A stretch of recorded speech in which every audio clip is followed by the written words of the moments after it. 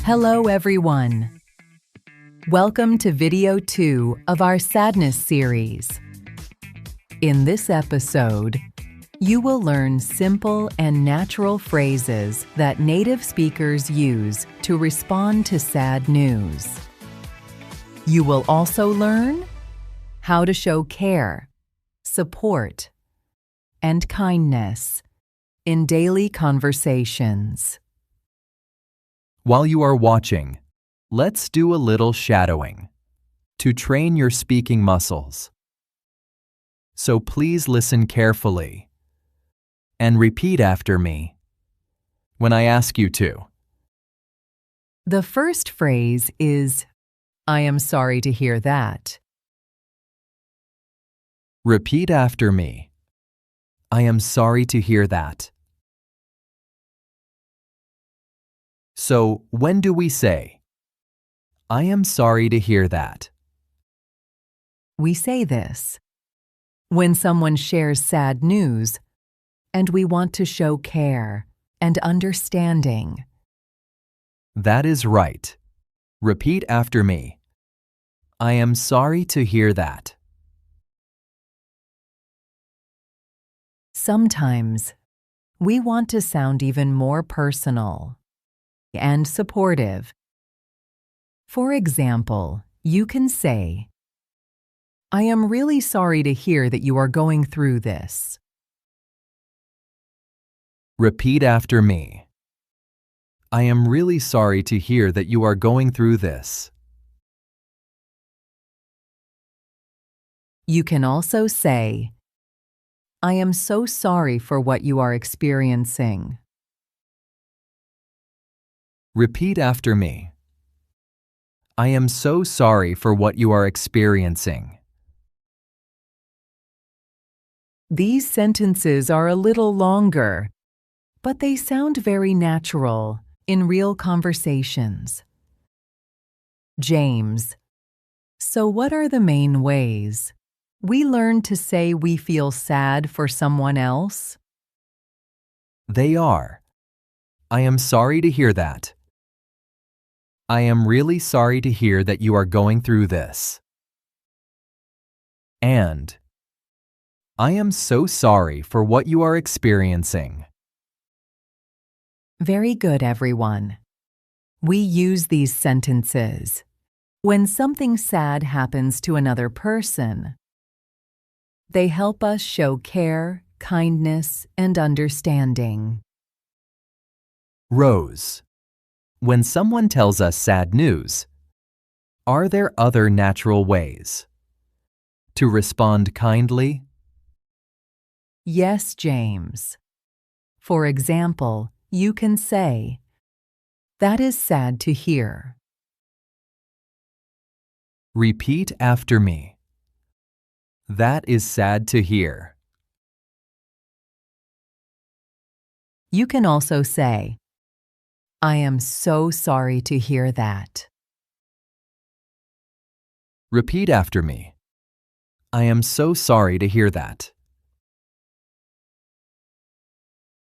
If the news feels difficult, you can say, "That must be hard." Repeat after me. That must be hard. James, so what are the phrases that we learned in this section? They are, that is sad to hear. I am so sorry to hear that. And, that must be hard. Rose, I often hear people say, "Oh no," or "Oh dear," before they say, "I am sorry to hear that." Why do they do that? That is a good question, James. These short words show a quick reaction first. They show care or concern.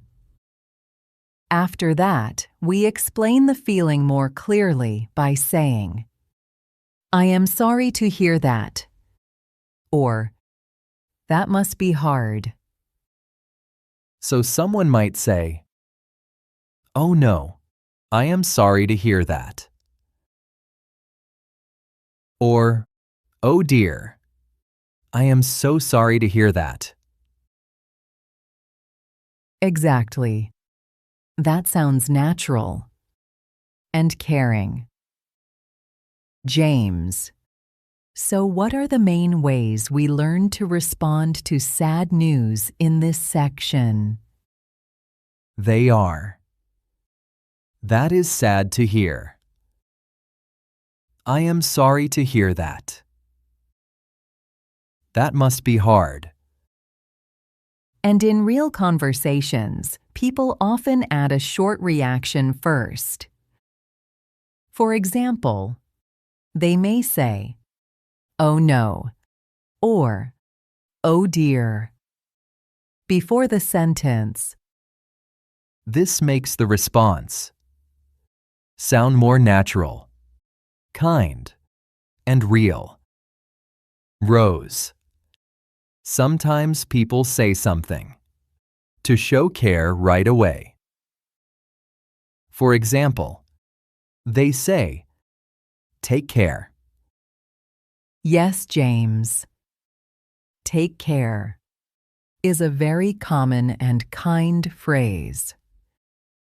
Repeat after me. Take care. Another supportive phrase is, I hope you feel better. We use this when someone feels sad or unwell. Repeat after me. I hope you feel better. Sometimes we also want to show that we are there to listen and support the other person. For example, you can say, "If you want to talk, I am here." Repeat after me. If you want to talk, I am here. You can also add another supportive line. For example, you can say, "Is there anything I can do for you?" Repeat after me. Is there anything I can do for you? These sentences are often used after saying, "I am sorry to hear that." For example, you can say, "I am sorry to hear that. If you want to talk, I am here."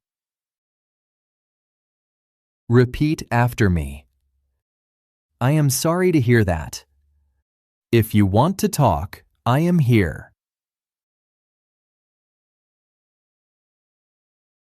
Or you can say, "I am sorry to hear that. Is there anything I can do for you?" Repeat after me. I am sorry to hear that. Is there anything I can do for you? James.